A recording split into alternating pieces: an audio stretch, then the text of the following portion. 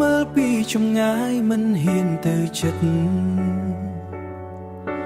បែងដងខ្ញុំស្ងៀមត្រឹមតែគិតគេនៅក្បែរអ្នកថ្មីមើលទៅសប្បាយ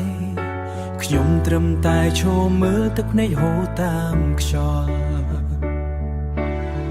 ពេលដែលគេសើចខ្ញុំក៏ស្ងៀមបែងដងឈឺតែគ្មានអ្នកណាដឹង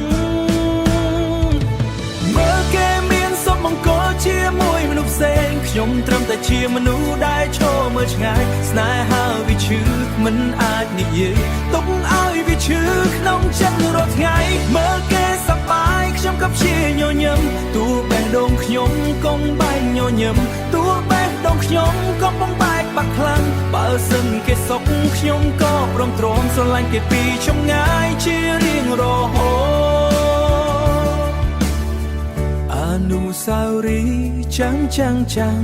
នៅក្នុងចិត្ត